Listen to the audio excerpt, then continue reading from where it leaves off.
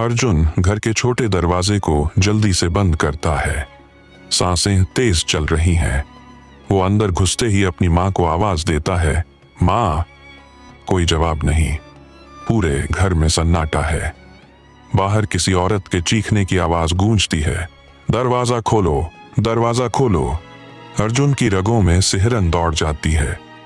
वो खिड़की से झांकता है, बाहर वही औरत है। सफेद साड़ी, खुले बाल और आंखें बिना पलक झपकाए सीधे दरवाजे को घूर रही हैं।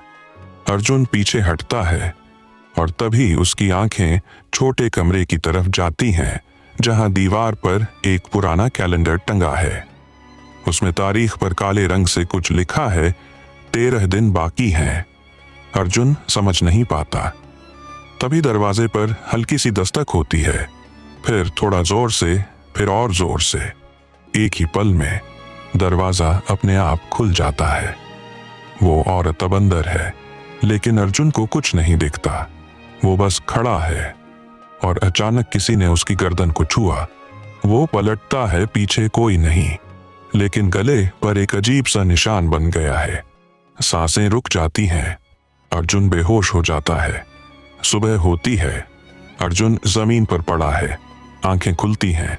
सामने उसकी माँ बैठी है, रो रही है, और उसके बगल में एक बूढ़ा आदमी बैठा है जो धीरे धीरे बोलता है, अब तेरे पास सिर्फ 13 दिन हैं। अगर तूने इन 13 दिनों में काकुड़ा के शाप को नहीं तोड़ा तो 13वें दिन तुझे वही करना होगा जो तुझसे पहले सबने किया, अपने किसी अपने को मारना। नहीं तो तू खुद उस श्राप का हिस्सा बन जाएगा, हमेशा के लिए।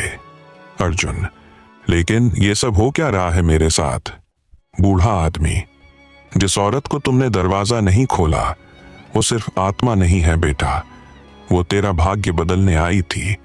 अब वही तुझे खत्म करेगी। अर्जुन अपने दोस्तों के पास जाता है। वो सब डरे हुए हैं। सब जानते हैं गांव में जो भी 6:30 के बाद दरवाजा खोलना भूल गया, उसका अंजाम एक जैसा रहा। अर्जुन, लेकिन मैं चुप नहीं बैठूंगा। मैं इस काकुड़ा की हकीकत जानकर रहूंगा।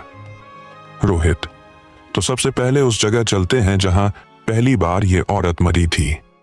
अर्जुन, चलो। रात 11 बजे तीनों उस वीरान कुएं के पास पहुंचते हैं जहां गांव वालों के मुताबिक उस औरत को जिंदा फेंका गया था।